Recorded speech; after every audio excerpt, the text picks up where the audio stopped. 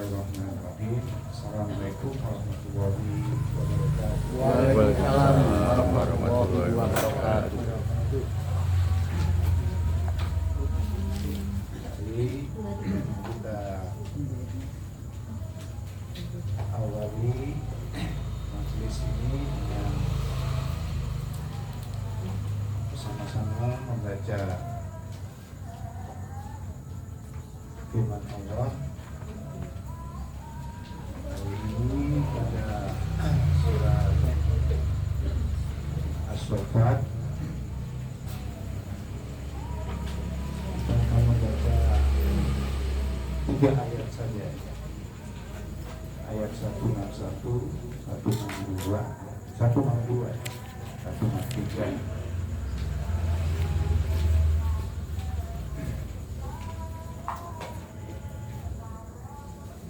Ya, jadi 161, 162, 163. A'udzu billahi minasy syaithanir rajim. A'udzu billahi minasyaitonir rajim. Bismillahirrahmanirrahim. Bismillahirrahmanirrahim. Wa innakum wa ma ta'budun Wa innakum wa ma ta'budun ma antum alaihi bifatinin ma antum alaihi bifatinin illa man wasalil jahim. illa man huwa jahim. Sadaqallahul adzim. Sadaqallahul adzim. Alhamdulillah, ayat ini relevan dengan tema kita malam ini. Isra Mi'raj, sholat.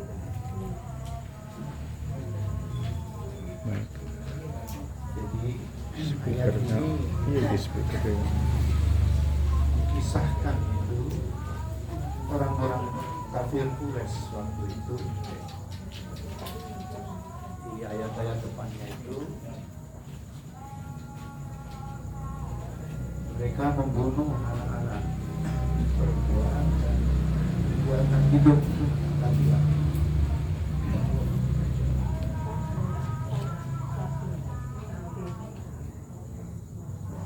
Itu naluri manusia. Mungkin yang hadir di sini juga mohon maaf, mudah-mudahan nggak ada. Tapi saya merasakan ketika almarhumah istri saya itu melahirkan anak kedua, laki-laki itu raut mukanya kelihatan bahagia, kelihatan bahagia. Mic-nya Iya, mic-nya enggak. speaker. Tapi yang pertama ya karena saya tidak mendampingi Nyetelnya enggak. anak perempuan. Tapi memang itulah naluri manusia. Makanya di kesempatan tertentu saya sering Sama tadi suaranya sama. mic-nya. Cek. Sama saya.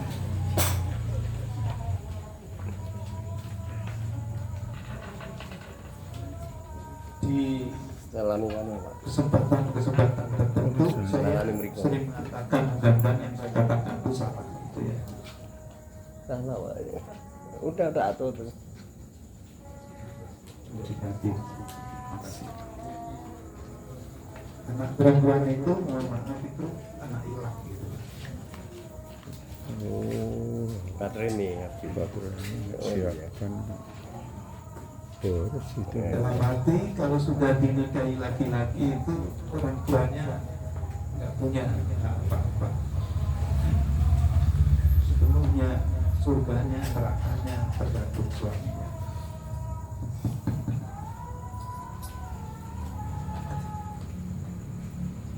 Biasa hijau. PKT biasa hijau. PDI nggak lagi merah.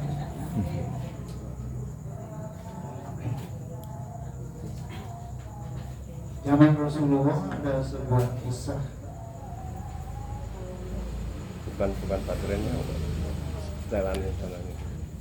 Ada sebuah kisah. Bahasa kayak Ada seorang istri, suaminya pergi.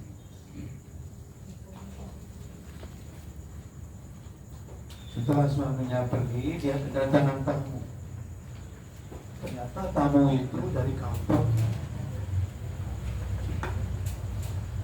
Tamu itu mengabarkan bahwa bapak dari perempuan ini sakit keras. apa antenanya, Sambil bertanya, antena wirelessnya. apakah kamu tidak ingin menengoknya? Si istri ini, perempuan ini menjawab, mohon maaf, sampaikan saja salam saya, permohonan saya kepada ayah saya. Saya belum bisa menengoknya karena saya belum mendapat izin dari suami saya. Tidak berapa lama utusan ini datang lagi. Setelah minta maaf, bertanya, apakah kamu sudah mendapatkan izin? Belum. Karena suamiku belum pulang. Saya hanya ingin menyampaikan ayahmu sudah meninggal dunia. Inna lillahi wa inna ilaihi raji'un. Kami berdoa, Allahumma firlahu warhamhu wa'afihi wa'fu anhu waj'alil jannata miswahu. Kembali sampaikan permohonan maaf, saya belum bisa takziah secara langsung. Aku belum mendapatkan izin dari suamiku. Akhirnya berapa lama lagi utusan ini datang lagi yang ketiga. Atau mungkin mas karena hujan.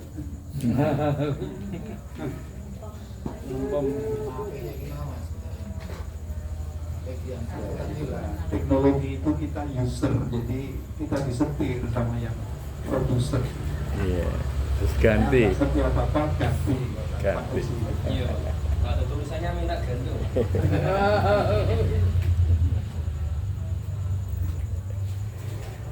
Dia datang lagi, kemudian mengabarkan ini sebentar lagi mau dimakamkan. Dan perempuan ini yang ketiga kali, mohon maaf, saya belum mendapat izin suamiku. Begitu selesai prosesi jenazah ini, sudah dimakamkan, suaminya datang. Diceritakanlah kepada suaminya. Setelah mengucapkan kalimat tarjih, ya, kalimat tarjih itu innalillahi wa inna ilaihi raji'un. Suami ini juga menyesal, mohon maaf pada istrinya, tidak bisa itu, terus takziah.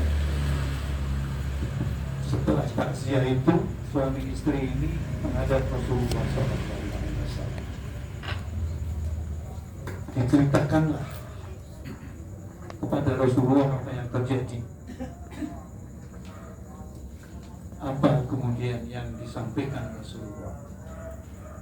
Rasulullah mengatakan, insya Allah bapaknya masuk surga karena telah mampu mendidik putrinya menjadi istri yang salihah. Karena mampu mendidik putrinya menjadi istri yang salihah.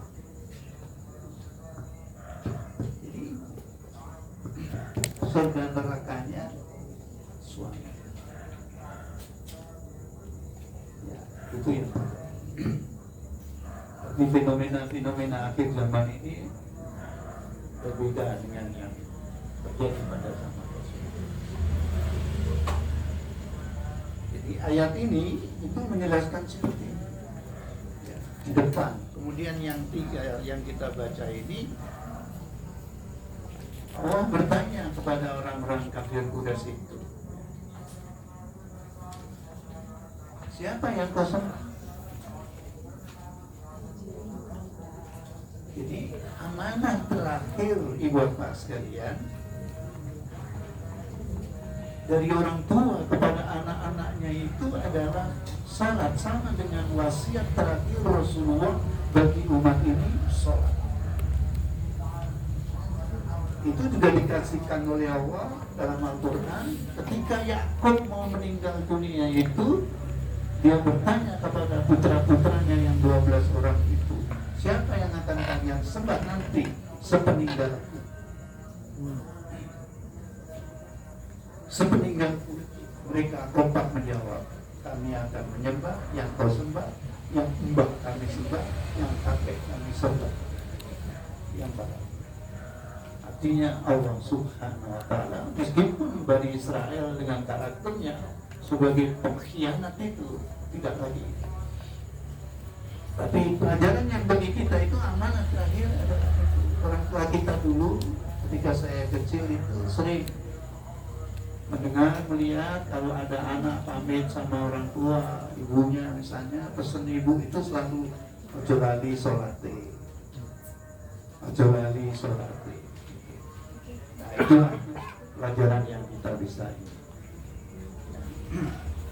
Jadi kata Allah tidak akan menyesatkan ya, yang dia sembah itu atau orang itu, meskipun tidak menyembah Allah, tidak akan menyesatkan Allah nggak mungkin sesat, kecuali orang-orang yang masuk surga jahil itu. Jadi mereka sendiri akan masuk neraka jahil.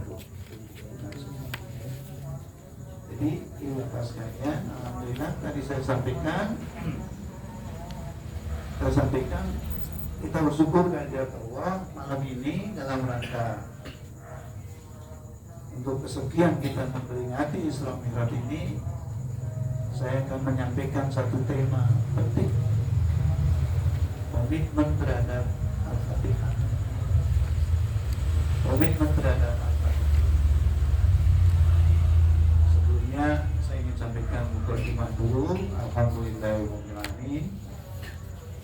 Wassalatu wassalamu ala asyrofil anbiya'i wal mursalin wa ala alihi wa ashabihi ajma'in. Rabbi shrah li sadri wa yassir li amri wahlul 'uqdatam min lisani yafqahu qawli.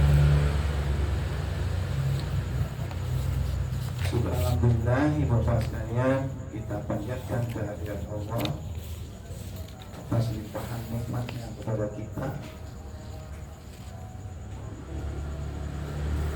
terutama nikmat kita bisa ketemu lagi dengan bulan Rajab ini, bulan mulia.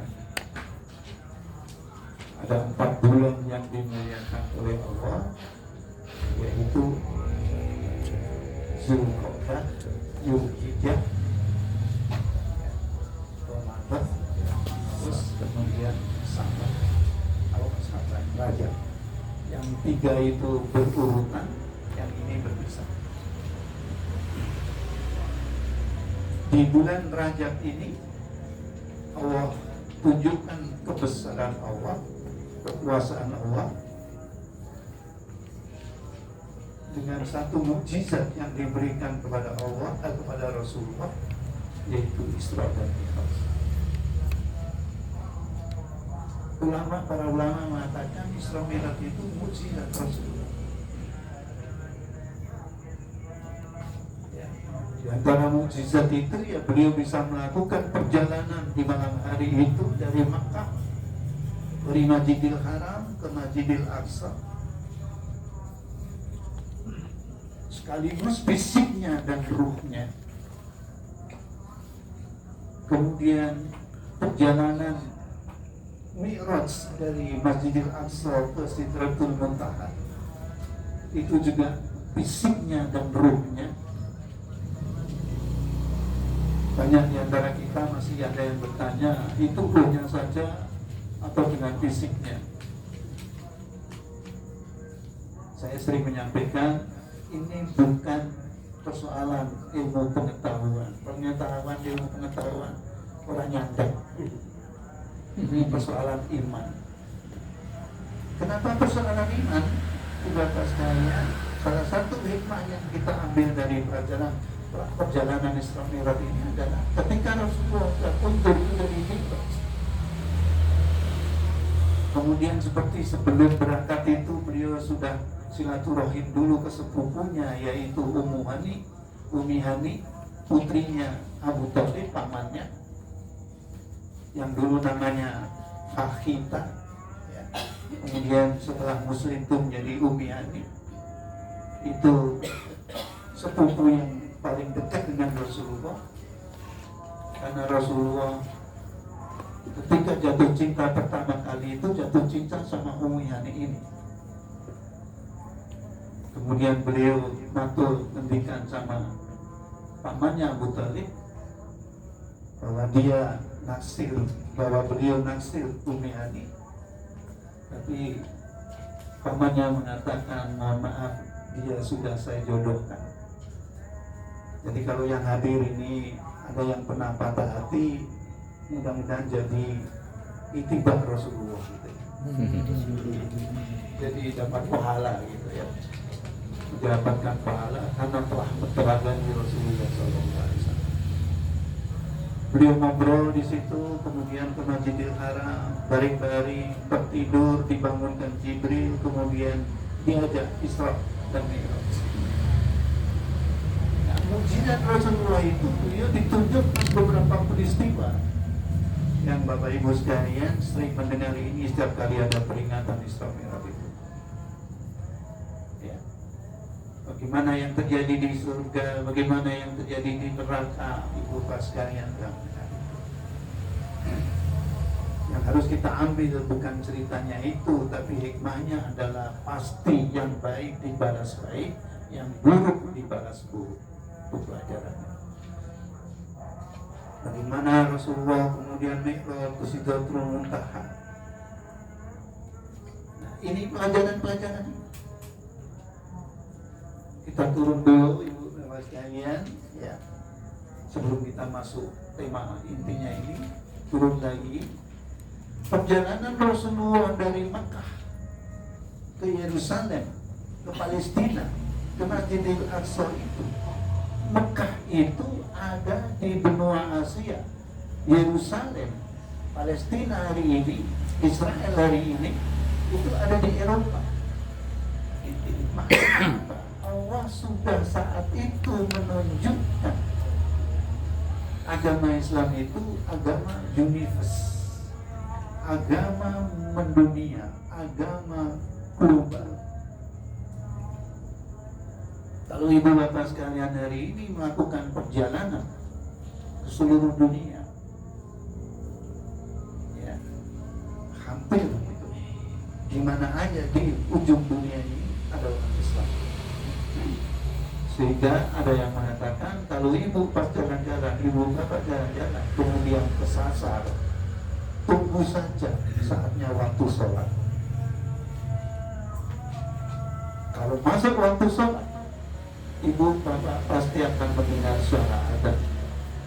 Datangilah suara adzan itu, masuk masjid ikut sholat, pasti Ibu Bapak sekalian akan disapa, dianggap saudara sendiri, selesai urusan. Selesai. Itu pernah saya alami. Saya berdua dengan teman saya, ya, berpisah dengan rombongan.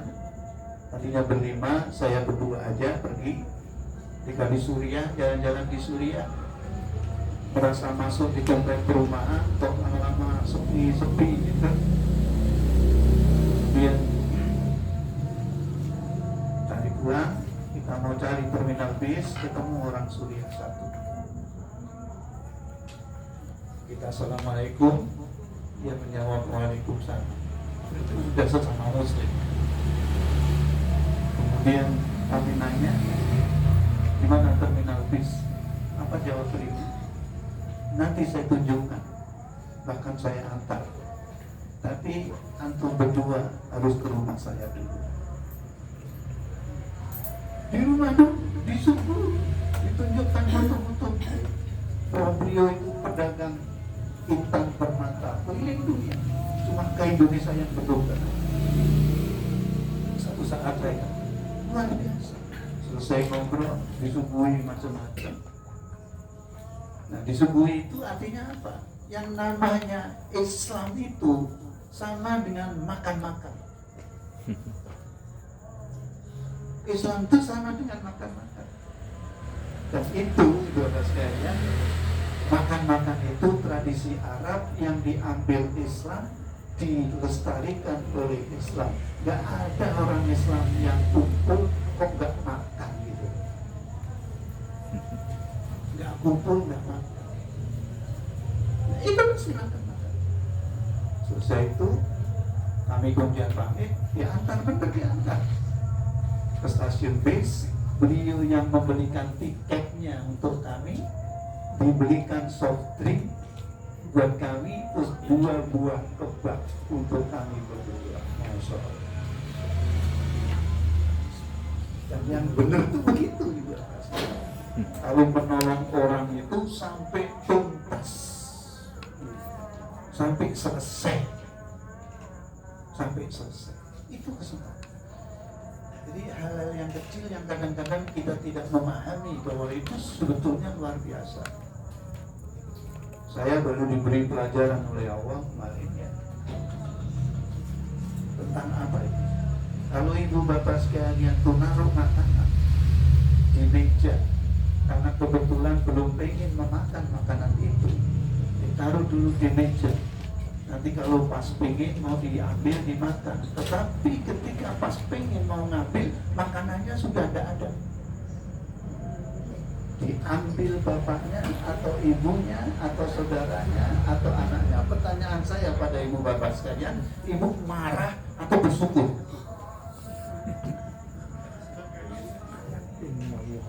Pelajaran dari Allah itu kita justru harus bersyukur. Kalau kita yang makan makanan itu, mohon maaf, jadi apa? Kasar ini ya, jadi tai. Tapi kalau ibu syukur, ridho, jadi pahala, sedekah. Sederhana, tapi maknanya luar biasa.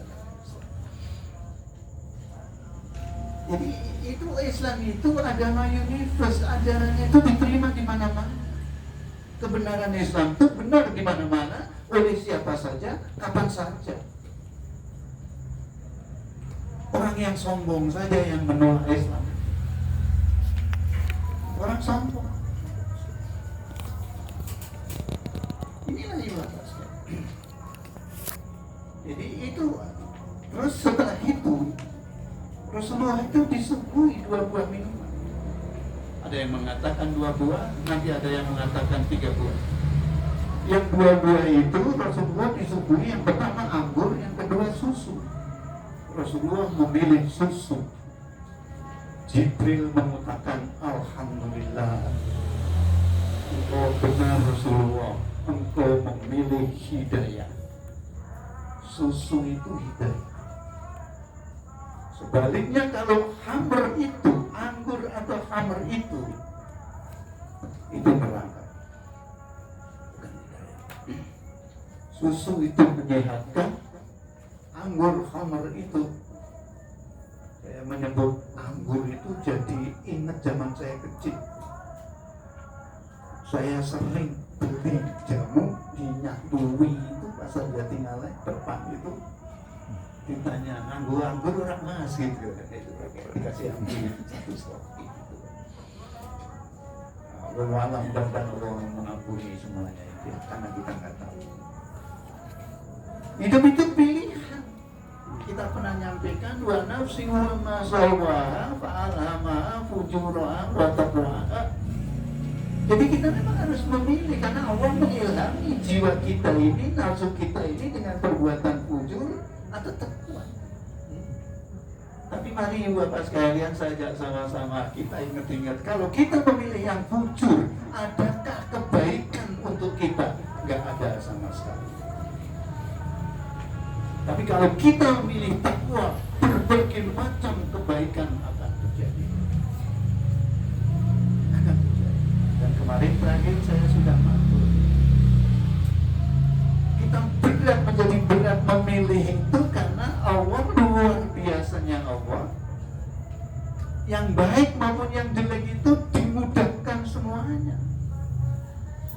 Seperti dalam surat Al-Lail yang sudah saya sampaikan, fa'amma man a'ta wa taqa wa saddaqa bil husna fasanuyassiruhu lil yusra. Barang siapa atau memberi dan bertakwa dan dia wa saddaqa bil husna, membenarkan balasan surga, fasanuyassiruhu lil yusra, maka dimudahkan jalan menuju surga itu.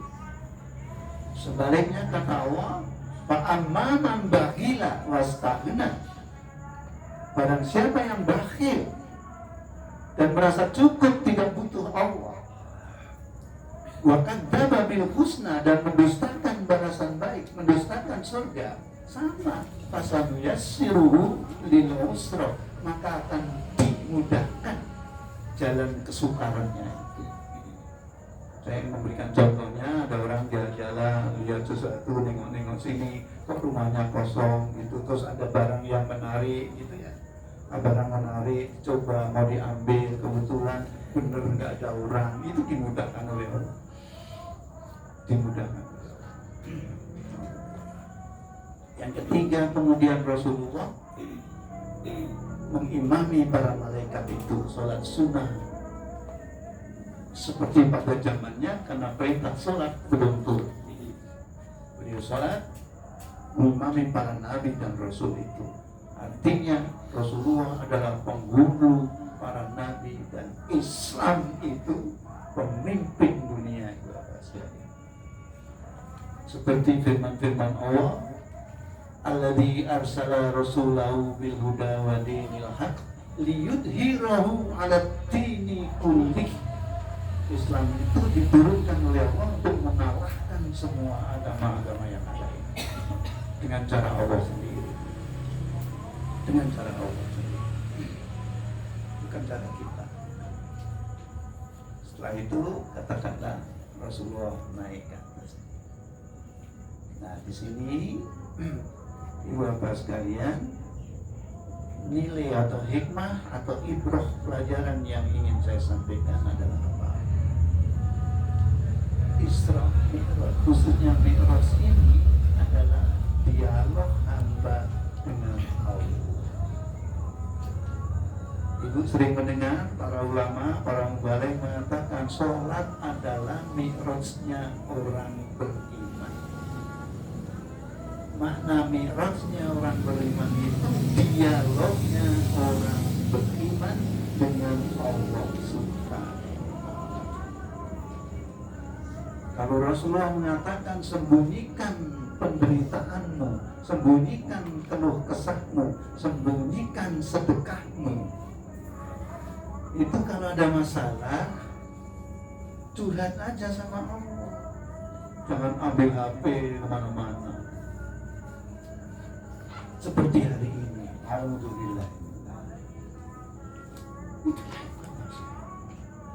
semua kemudian umbar. Para ulama juga kemudian ada yang mengatakan dosa yang tidak akan diampuni oleh Allah selain musyrik menyekutukan Allah adalah apa? Dia membuka sendiri dosanya yang telah ditutupi oleh Allah Subhanahu wa ta'ala dengan menceritakan kepada orang lain di mana-mana. Hari ini orang begitu menceritakan kejelekan suaminya, menceritakan kejelekan istrinya, bahkan kejelekan dirinya sendiri. Sembunyikan itu. Jangan. Bahkan kepada ibunya aja nggak boleh, kepada bapaknya nggak boleh. Kadang-kadang kita saking semangatnya biar ngerti bapaknya atau diceritani anakmu ini.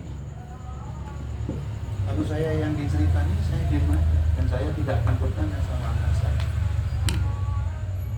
karena saya berarti membuka lagi airnya. Allah marah karena Allah sudah menutupi air.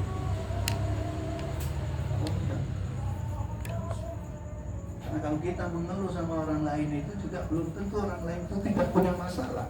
Mungkin dia punya masalah, bahkan masalahnya lebih berat daripada kita. Lebih berat daripada kita. Coba kalau mau curhat-curhatan, silakan curhat sama Pak Haji. Ya. Coba aja. Siapapun mau curhat sama siapa, silakan. Belum tentu sama.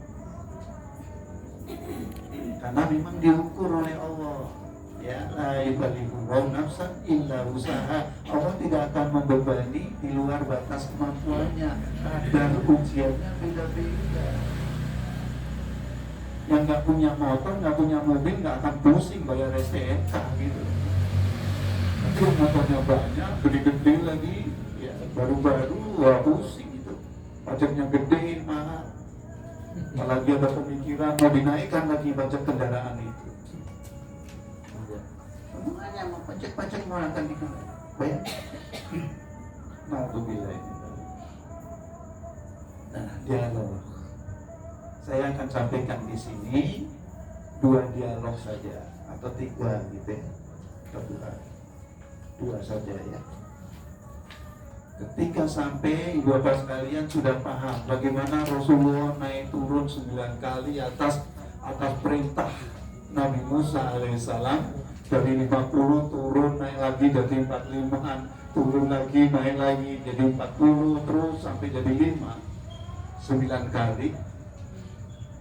Ketika Rasulullah kemudian ketemu sebelum itu sampai kemudian ketemu ya, sebelum itu ketika ketemu Allah SWT,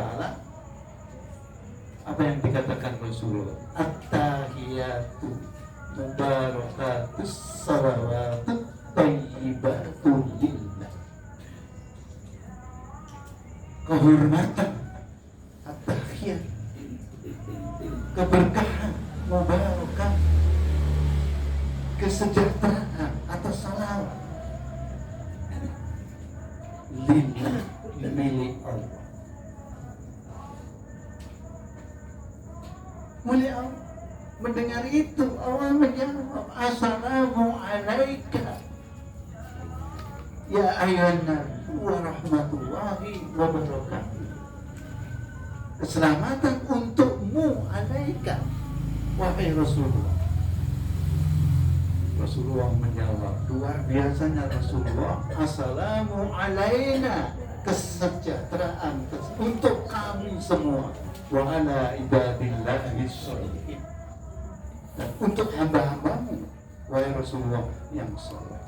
Itu adab Rasulullah. Dapat salam dari Allah untuk dirinya, tapi beliau menjawab untuk kita semua.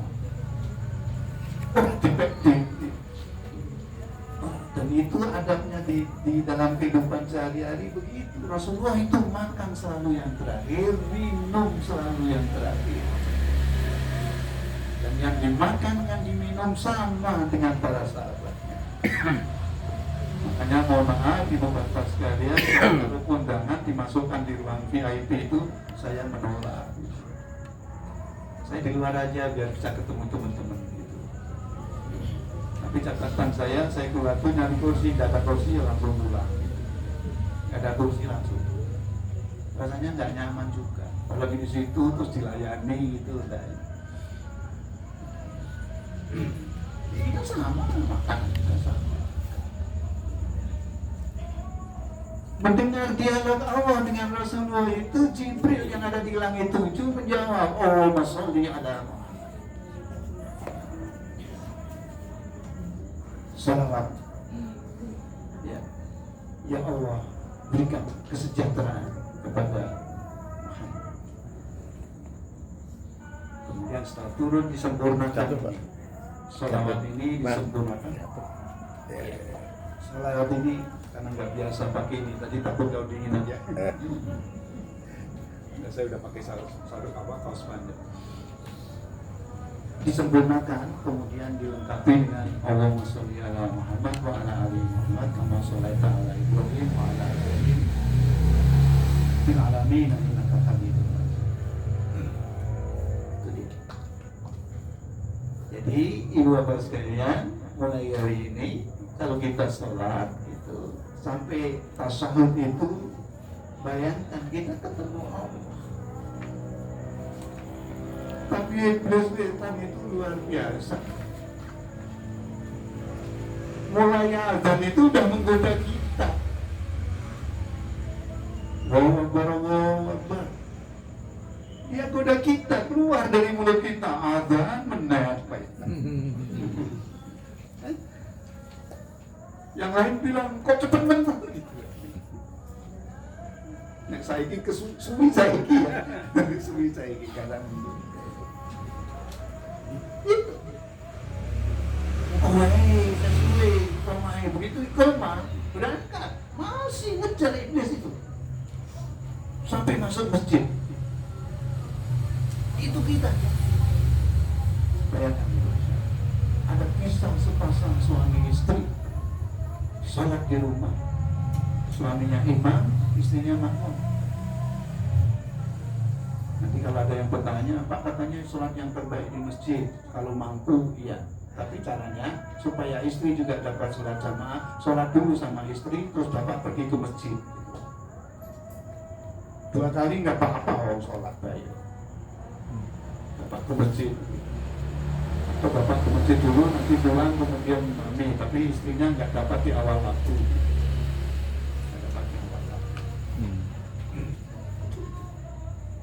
Begitu sampai Assalamualaikum warahmatullah, suaminya begitu, istrinya bilang apa? Alhamdulillah. Bapaknya kaget, betul? Tadi salat kan alhamdulillah. Iya Pak, aku kelingan. Gelang sing golek iki jebule ning kono. Itu gawean iblis lah anak tuh itu. Makanya kalau ingat apa lupa apa-apa sholat, insya Allah dinding iblis itu. Ini yang terjadi. Pak, kalau saya sholat di Baitul Janah itu Pak, digigit nyamuk itu berarti kalau kita ngablok ini kan bertentangan dengan sholat kita ya Pak ya. Saya di pinggirnya kan pinggir itu spontan kan, nggak ini kan nggak berniat. Misalnya kalau bertentangan kan memang sholat itu definisinya satu amal ibadah yang terdiri dari gerakan dan bacaan khusus. Iya. Ya, diawali dengan niat, takbiratul ihram, tutup dengan salam. Kan panjenengan nutup nggak niat, nutup kan, spontan kan. Spontan. Iya. Itu baru yang kecil. Kan nek ana ulo jenengan meneng gitu, dengan ditabok ulo gimana? Ya apa-apa. Enggak apa ya. Jadi justru itu spontan kayak gatel ini tuh seperti itu. Kadang-kadang ada perbedaan di antara kita. Kalau ibu bapak sekalian ke waktu ke tanah suci itu lihat, khususnya di Makkah, Madinah itu kalau iqamah orang maju terus. Begitu sudah selesai iqamah, sudah mulai sholat, orang ini merasa depan kosong, dia maju. Dan majunya itu jalan terus. Kita yang dari timur, dari Imam Syafi'i batal kayak luwe ping telu. Tapi mereka bilang enggak ping telu, siji ning langkahe akeh gitu loh gitu. Nah, kata kali satu langkah diem, langkah lagi, ini terus. Lah kita enggak, karena takut batal. Orang dia dari mana-mana maju, kita meneng akhirnya ditinggal dewean sholat minggu gitu. Itu yang terjadi. Itu pahami ini di alam.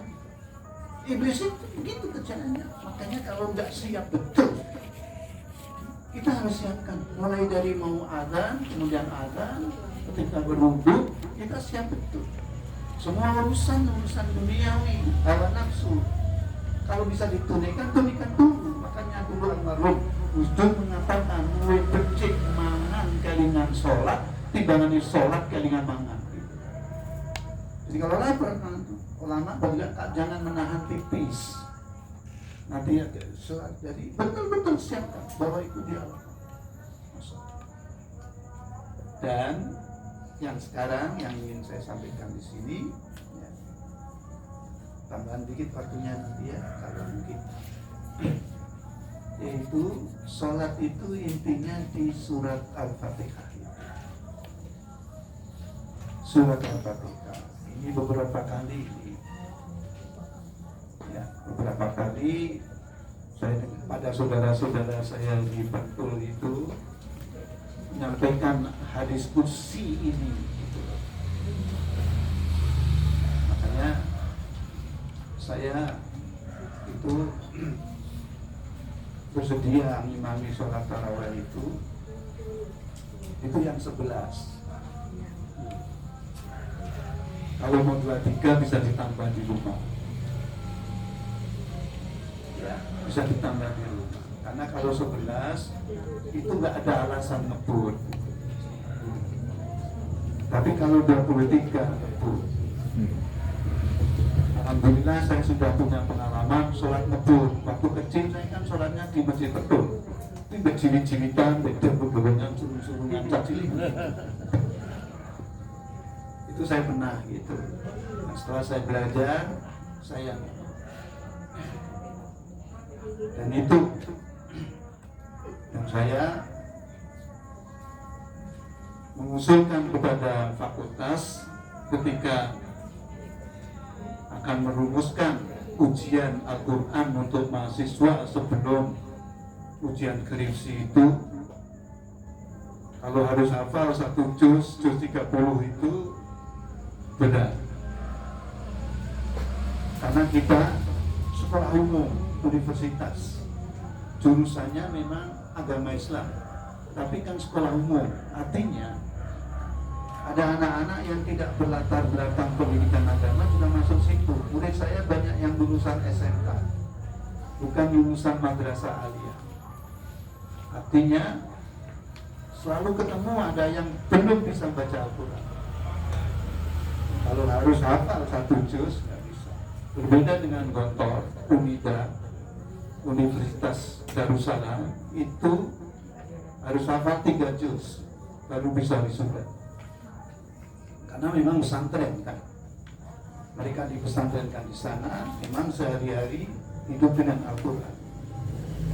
Dan hafal 3 juz itu menjadi syarat kalau kita ingin mendapatkan biaya sekolah ke Timur Tengah.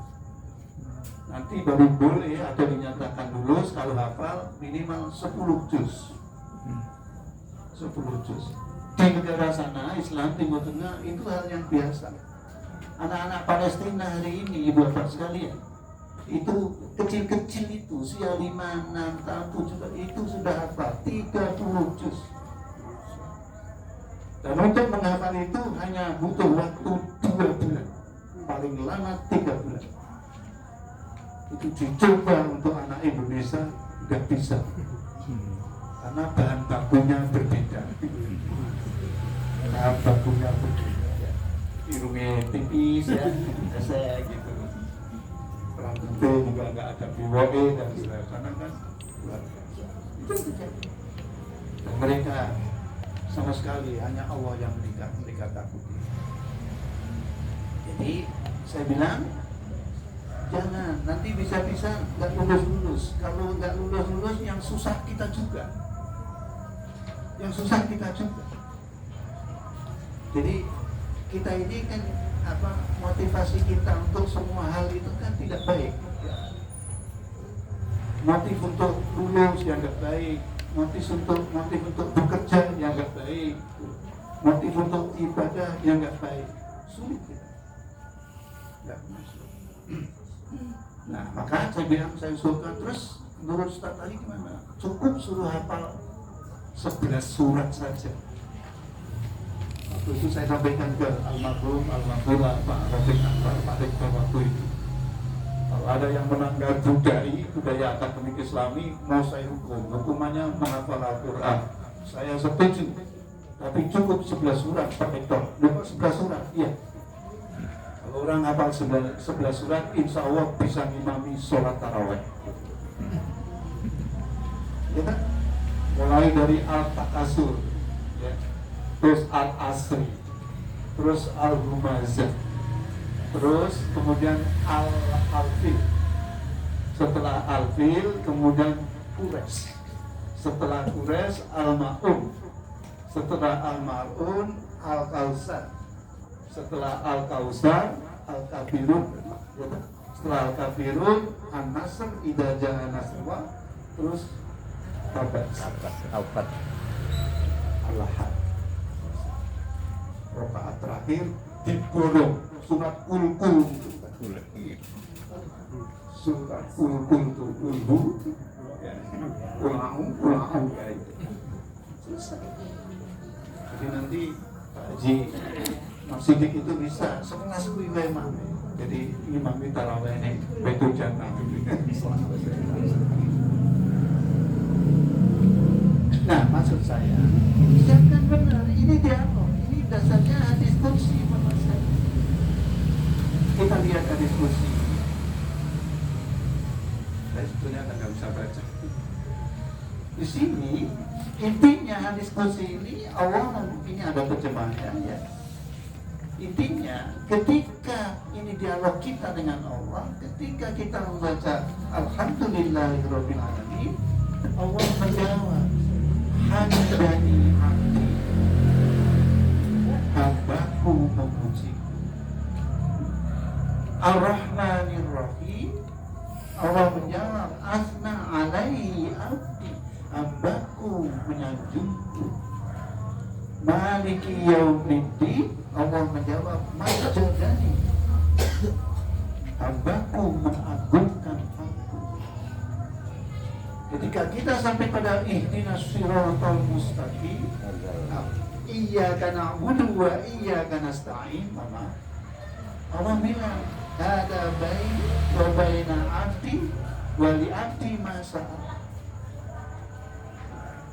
Ini antara aku dan hambaku. Aku itu hambaku, iyyaka na'budu wa iyyaka nasta'in, dan aku memberi pertolongan, kata Allah. Hambanya meminta pertolongan, awalnya ibadah kepada Allah, Allah memberi. Ihdinas siratal mustaqim, siratal ladzina an'amta 'alaihim ghairil maghdubi 'alaihim waladdallin. Hada li 'abdi wa li 'abdi ma sa'a. Ini khusus untuk hambaku, dan apa saja yang diminta hambaku aku berikan. Nah, ini ayat 67 ini Ibu Bapak sekalian, yang malam ini saya ingin tegaskan. Mari kita lihat lagi komitmen kita dengan ayat 67 ini. Komitmen kita bagaimana? Bukankah kita mengatakan ihdinas siratal mustaqim? Kita mohon pada Allah, ya Allah, tunjukkan pada kami jalan yang lurus. Gak ada jawaban Allah, tapi kita jawab sendiri. Siratal ladzina an'amta 'alaihim ghairil maghdubi 'alaihim waladdallin. Yaitu jalannya orang-orang, bukan jalannya orang-orang yang kau beri nikmat, bukan jalannya orang yang kau murkai, bukan pula jalannya orang yang tersesat. Kalau Ibu Bapak sekalian baca tafsir, para mufasir mengatakan siapa yang maghdub itu, siapa yang dimurkai itu. Para mufasir mengatakan itulah orang-orang Yahudi. Dan siapa yang zalim, siapa yang tersesat, itulah orang-orang Nasrani. Pertanyaannya, kenapa mereka dimurkai? Kenapa mereka dimurkai orang Yahudi ini? Bagaimana mereka sudah diagungkan oleh Allah? Anni fadlukum 'alal Allah sudah memberikan nikmat sekian banyak. Di antara nikmat itu adalah banyak rasul dan nabi yang diutus kepada mereka. Tapi berapa banyak yang mereka bunuh. Itu yang kemudian hari ini kita belajar mengetahui karakter Yahudi itu pengkhianat itu. Mengkhianati apa saja. Hukum apa? Pengadilan internasional memutuskan Yahudi harus Israel harus. Mereka bilang apa? Kami akan tetap berperang. Kan? Gak ada yang gitu.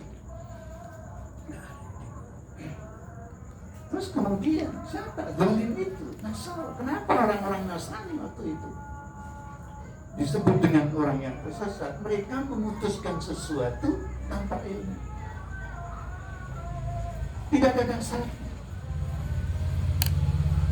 Ada kisah cerita nyata seorang pemuda Katolik dari Australia, ini testimoni dia. Dia mengaku, saya bukan Katolik yang baik, bukan pemeluk Katolik yang baik, karena saya boleh dihitung berapa kali ke gereja. Paling banter itu saya 2 kali ke gereja. Itu kalau beruntung. Pertama ketika Natal, yang kedua kalau ada saudara, keluarga atau teman menikah, saya baru ke gereja. Saya tidak tahu kenapa suatu saat saya membaca Perjanjian Lama. Perjanjian Lama itu disebut juga dengan Taurat. Kalau Perjanjian Baru, Injil. Di situ saya menemukan ada perintah untuk memanjangkan jenggot. Kenapa orang Nasrani tidak berjenggot? Terus di situ disebutkan daging babi itu haram. Kenapa mereka, termasuk keluarga saya, malah suka sekali makan daging babi? Dia langsung belajar membaca Quran, masuk Islam untuk menyelamatkan imannya. Dia pindah ke Mesir.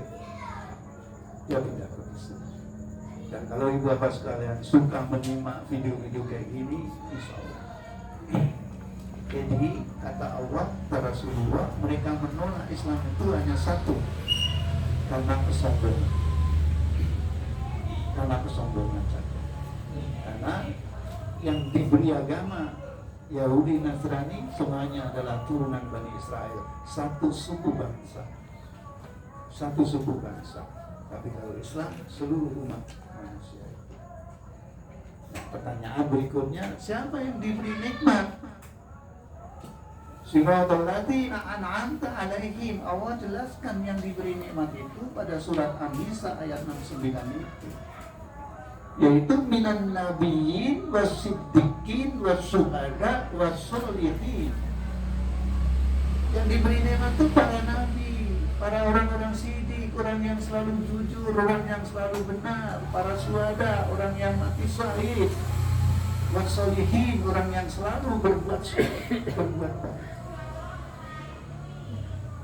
Indahnya ibu bapak sekalian, kalau kita memiliki komitmen untuk memegangi janji kita ini, ihdinas siratal mustaqim, dan kita mewujudkannya dalam kehidupan sehari-hari, kita akan dikumpulkan dengan para nabi, para siddiqin, para syuhada, dan para sholihin.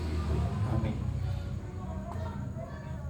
Nah sekarang komitmennya yang ingin saya tagih pada diri saya, ibu bapak sekalian, nagih sendiri-sendiri. Kita ini sehari semalam berapa kali membaca suratul Fatihah? Minimal 17. Minimal 17 kali. 17 kali pula kita mengingkarinya. Karena kita hidup hari ini nggak beda dengan Yahudi, nggak beda dengan Nasrani. Kita suka mengkhianati Allah, baik langsung atau tidak langsung. Apa makna ada panggilan sholat? Kita nggak suka. Padahal kata ulama, sholat pada waktunya. Tepat pada waktunya itu kalau duhur jam 12 10 menit, ya nanti sampai jam 3 10 menit itu pada waktunya. Ini udah lewat 3 10 menit ya udah sholat gitu. Berarti mengingkari janji. Berbeda dengan di awal waktu lah, itu berbeda.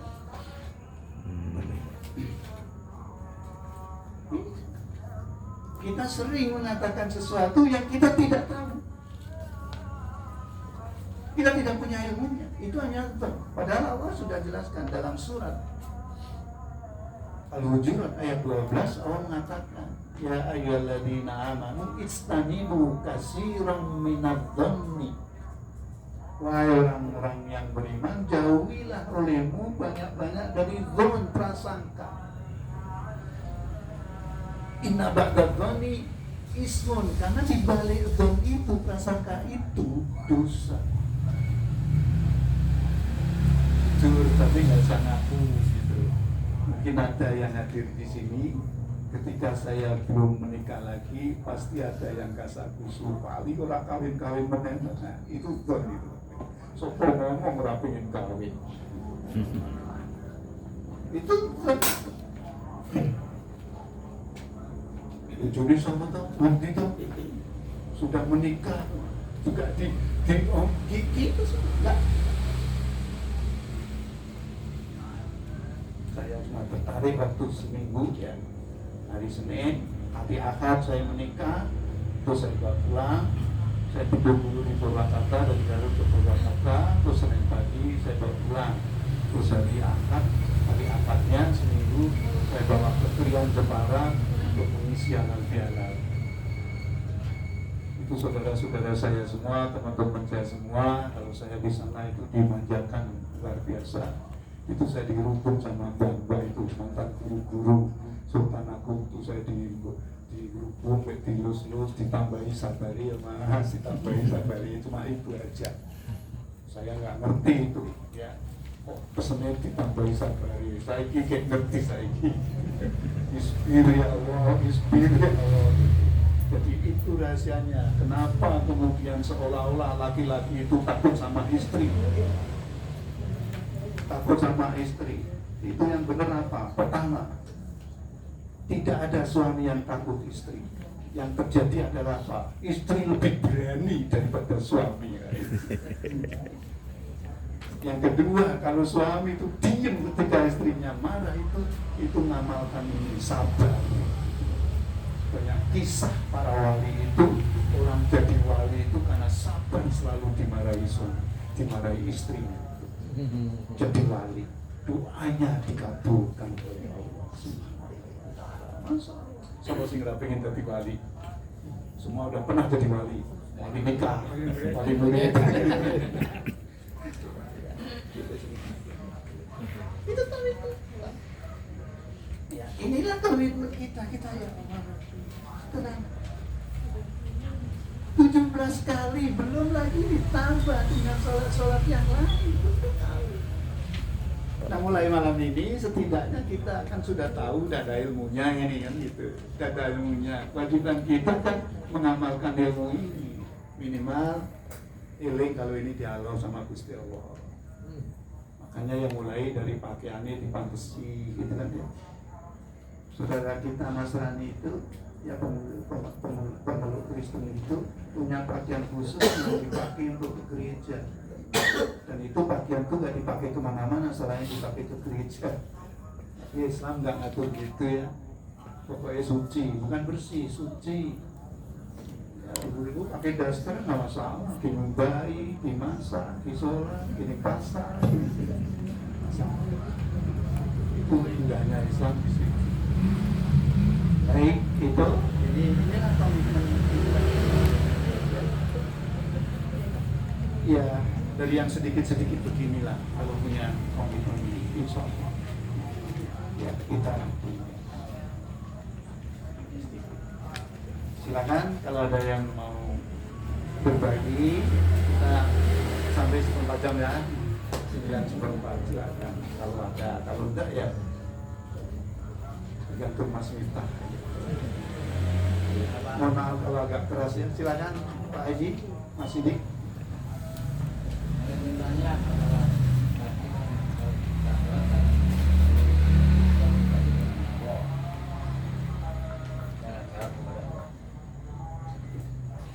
Bagaimana kalau imamnya itu bablas terus, Pak?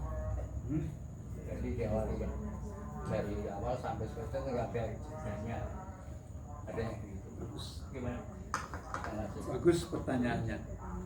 Jadi kita harus berlatih itu.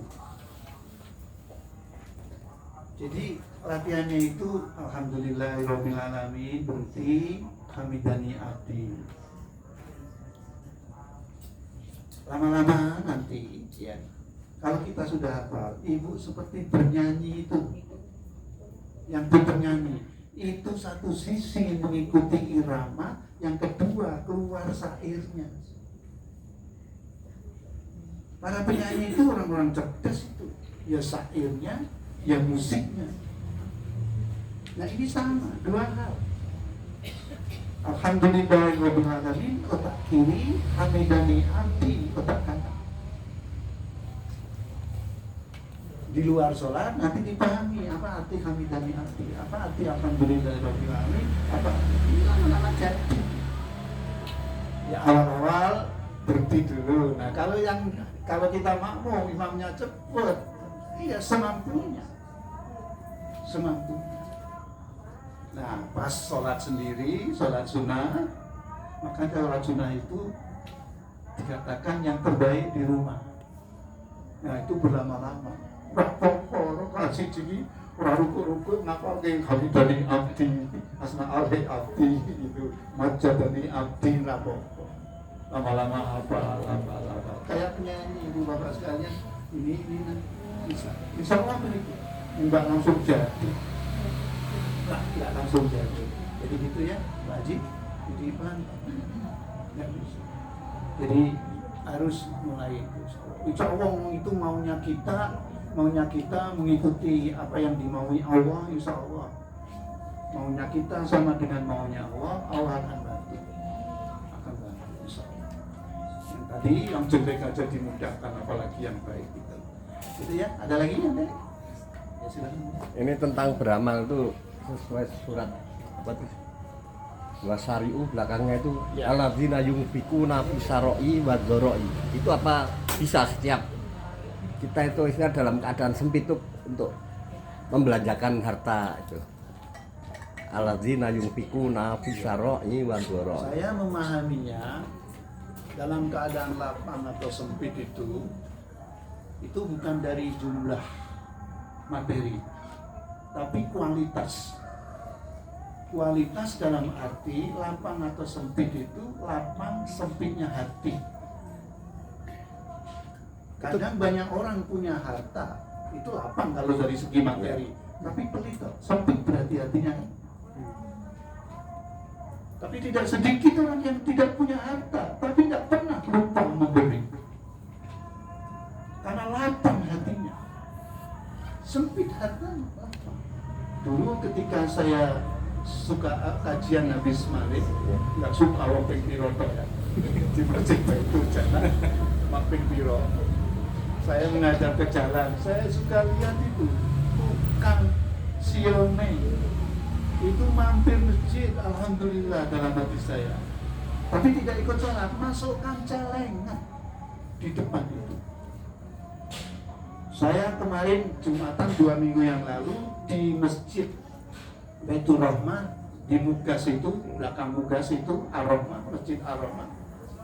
Saya lihat apa? Saya sedang di mobil nunggu persiapan turun masuk masjid, tukang ojek online berhenti deketin celengan yang dipasang di relay tangga masuk masjid itu, itu apa? Jadi jangan nunggu lapang materi. Kita harus melapangkan hati kita. Satu.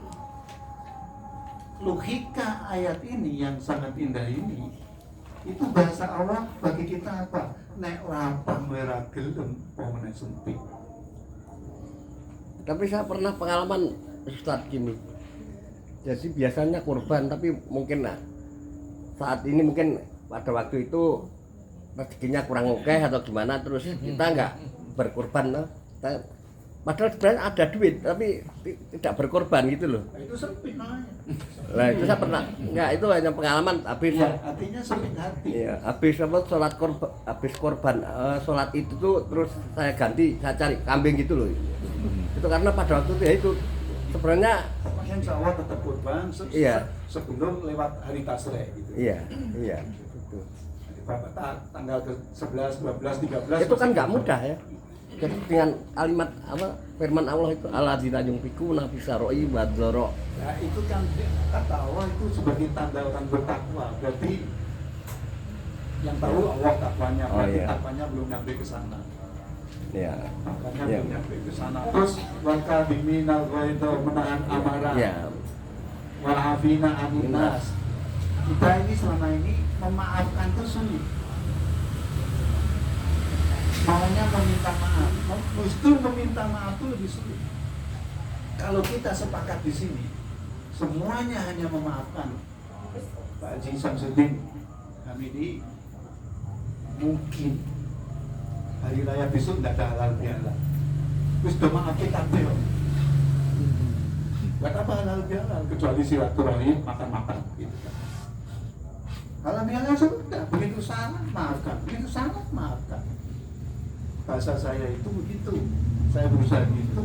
Untuk apa saya gondeli kesalahan Bapak Ibu semua? Berat-beratnya hati saya, nggak bisa tidur, nggak doyan makan. Ibu-ibu masih mohon maaf. Goyang-goyu, mesam-mesem, bayangkan. Saya sendiri yang itu bahasa Al-Quran. Wa'afina aninna, spiritnya mengampuni, memaafkan, bukan minta maaf. Bukan minta maaf. Makanya kan kalau kita minta maaf, masih salah dan ini bisa, nggak bisa. Kembali kalau kita pilih yang jelek tadi rasanya tidak ada sedikit pun kebaikan ketika kita memilih yang jelek. Kita harus selalu pilih. Terima kasih. Jadi itu harus dipahami secara batin. Yang matang itu harus hati. Jangan sampai hati kita sempit. Karena itu nggak ada ukuran, itu. Tapi boleh dicoba. Ya. Seperti ini. Kalau Bapak Ibu sekalian, tapi jangan naudzubillah min dzalik. Kalau Bapak berniat tidak ingin kurban, insya Allah memang nggak diberi duit untuk beli kambing sama Allah. Tapi kalau Bapak ingin, Bapak berniat setiap hari, setiap saat sedekah itu. Meskipun kemudian yang keluar banyak itu nggak pernah terfikir atau sadar resah, kecewa, sedih. Itu indahnya Islam. Indahnya Islam. Ya tadi yang sederhana tadi, punya makanan, pengen dimakan tuh, ngerti-ngerti sauno, itu niati sedekah, luar biasa. Luar biasa. Kita bisa, apalagi kemudian kalau yang ini betul-betul memang nggak pernah makan gitu, belum pernah. Untuk hal lain, almarhumah istri saya pernah ketika masak apa gitu ya, termasuk untuk anak-anak untuk saya itu, kalau untuk anak-anak itu begitu diangkat itu langsung teh gitu kan, anaknya teh kan, ya pas sego kabeh diangkat teh kan gitu. Terus diseneni, jangan makan terus, bapakmu durung gitu. Saya pulang diceritani, besok lagi nggak boleh gitu, saya bilang sama istri saya. Nggak boleh gimana? Nggak boleh bilang bapakmu turun. Siapa bilang bapak itu turun? Aku lahir disik mangan kayaknya ini. Bapak ini tahu, bolak-balik. Bolak-balik. Nah itu hal-hal yang sederhana. Ada lagi yang lain? Buat saya. Mohon dijelaskan gua mimma rozaknya, ukuran sedikit itu sudah gimana bagi aku? Iya, tentu yang maha tahu Allah ya, ukuran sedikit. Bahasa Al-Quran itu wallahu yabsutur rizqa au mayyasa wa yakdir, dan Allah melapangkan rezeki bagi hambanya yang dikehendaki dan mencukupkan. Ini kita sering salah paham. Ya wae wong sugih. Aku kan randuwe. Keliru. Kalau ibu menilai saya sugih apa miskin? Aku ora iso tuku apa-apa sugih. Mobilnya adikku iki nganggo aku. Adikku ini mobilnya 5. Suami istri 2, anak 2, 4, yang 1 ini suruh pakai saya. Bahkan anak saya pakai 2, pakai Pajero, pakai Innova. Saya mobil tua 2003 itu. Tapi saya nggak pernah merasa miskin. Saya dicukupkan oleh Allah pakai itu. Ini mau ditabrak ora gelo. Merepet ora gelo. Tapi nek anyar oh wis ning dalan dimen pun ning omah dimen rada piye. Kemarin saya mundur itu di Super Indo Jalan Sukun itu. Duh gitu. Tak pikir itu kan beton yang ban itu.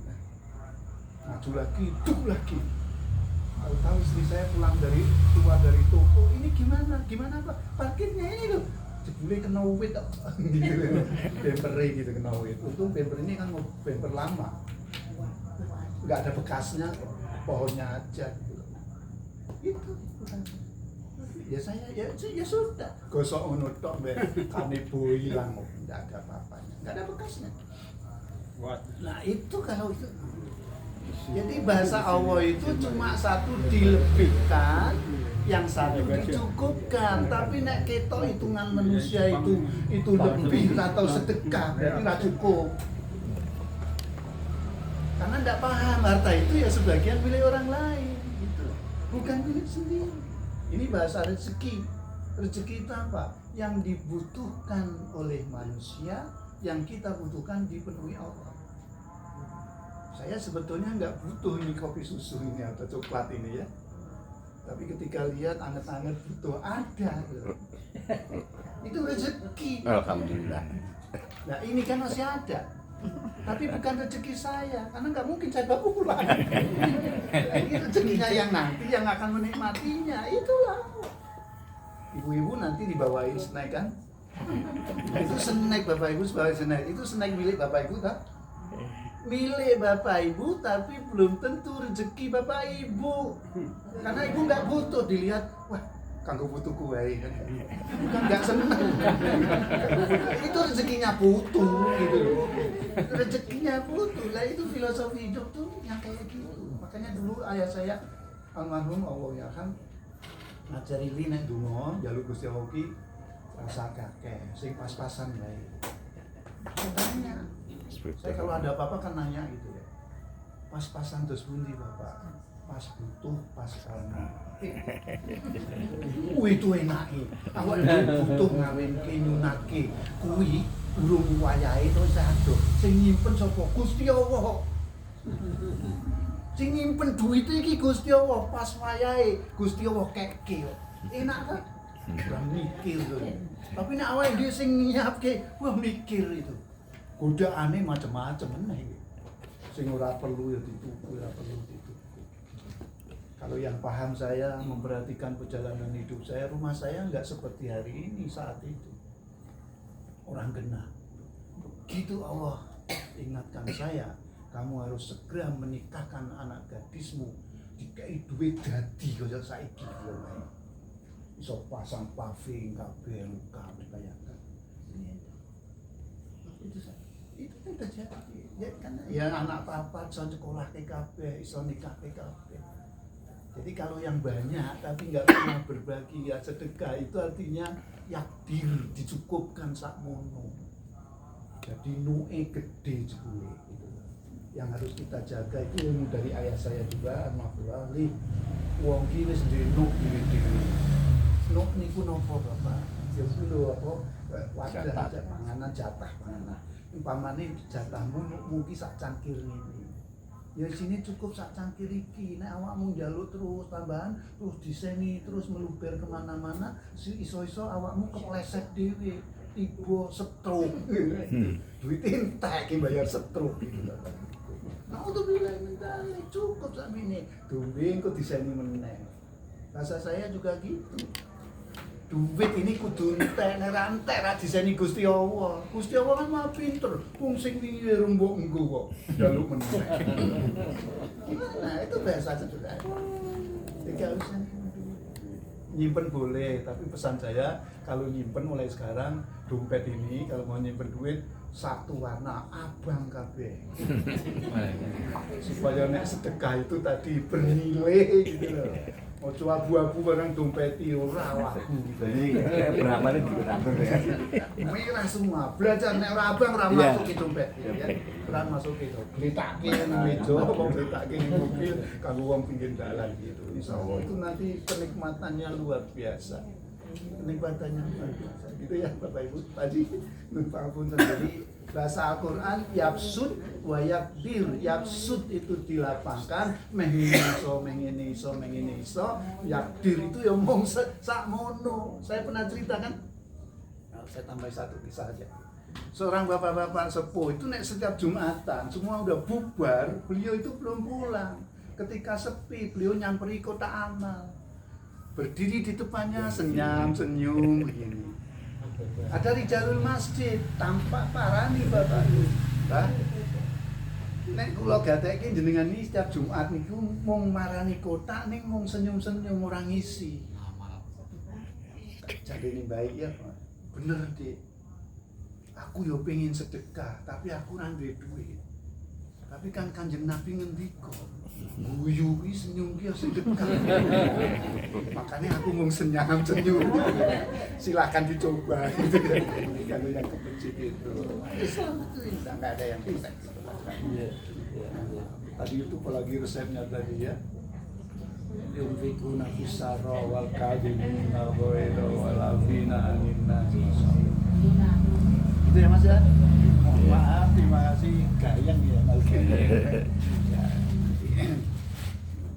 Kurang lebihnya mohon maaf. Insyaallah saya akhiri dulu bila taufik wal hidayah. Assalamualaikum warahmatullahi wabarakatuh. Waalaikumsalam warahmatullahi wabarakatuh.